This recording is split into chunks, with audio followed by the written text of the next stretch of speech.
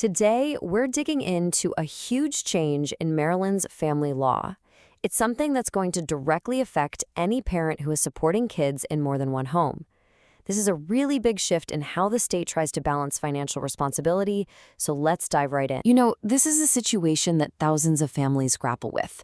If you're legally obligated to support a child from a past relationship, but you also have other children living with you right now, how does the system account for that? It's a tricky and often tough situation. And now, Maryland law is changing to try and address that very problem. So, where's this change coming from? It's all packed into something called House Bill 275. Starting in 2025, this law is going to introduce a brand new concept, the multifamily adjustment, and it will literally change the math used in child support cases. So, what exactly is it, and how is it going to work? Okay, so before we can really unpack the new stuff, we've got to understand the starting point, the foundation of any child support calculation in Maryland. And it all begins with one thing: income. The law uses this term, actual income. And let me tell you, the definition is incredibly broad. We're not just talking about your paycheck. It's pretty much everything. Your wages, yeah, but also any bonuses, commissions, your pension, even money you make from a side hustle. The court wants to see the whole financial picture. But, and this is a big but, that actual income number isn't the final figure. The number that really drives the whole calculation is your adjusted actual income. Basically, that's your total income after a few specific things are subtracted. And those subtractions, those deductions, well, that's where this new law changes everything. To really get why this change is such a big deal, we gotta look at how things have been done for years. Let's rewind for a second and break down the old formula. You see, under the old system, that list of deductions was super short. You could subtract two main things from your income: any child support you were already paying for other kids under a court order, and any alimony you were paying. That was it. But look closely. What's not on that list? That's the key. And this right here, this is the heart of the issue the new law is trying to fix. Under the old rules, the money you spend supporting the kids who actually live with you, that wasn't an automatic, built-in deduction. A judge could maybe take it into account, sure, but it wasn't part of the standard math. And for many parents, that just didn't feel right. And that brings us right to the solution being offered in this new law.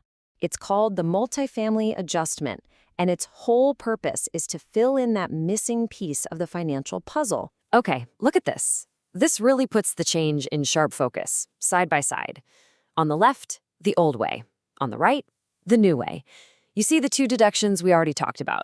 But then, boom, there it is. Number 3, an allowance for children at home. That single new line item is the game changer. So what exactly is this multifamily adjustment? Well, at its core, it's a new kind of deduction. It's for a parent who is financially supporting their other biological or adopted child, a child who lives right there in their house. It's a way for the formula to finally acknowledge that parent's total financial responsibilities in a more direct way. Okay, so you're probably thinking, a new deduction. Great. But how do you even calculate it? Sounds complicated, right?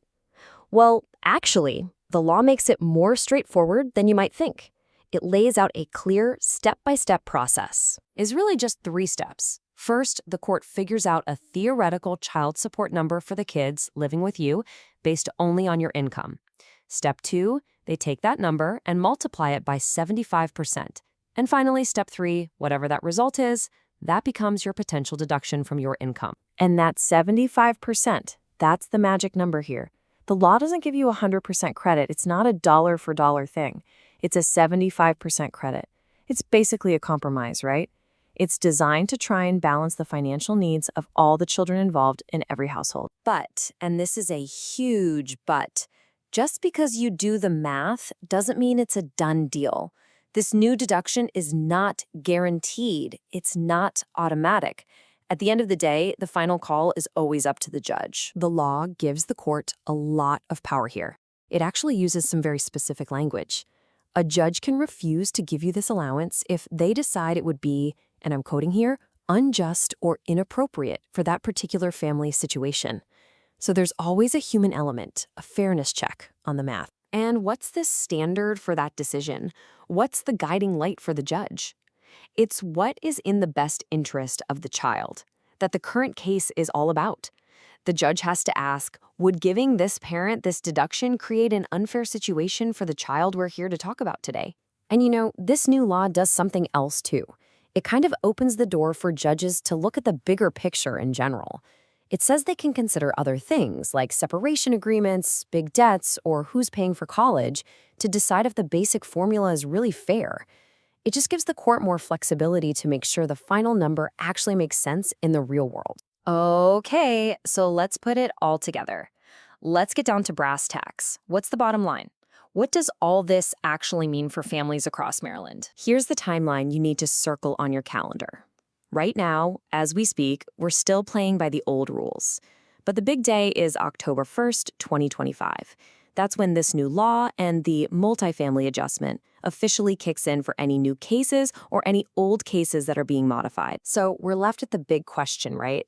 The one this whole law is trying to answer. The idea is to create a system that's more equitable, one that recognizes a parent's duty to all of their children. But will it work? Will it actually create more fairness for Maryland's families?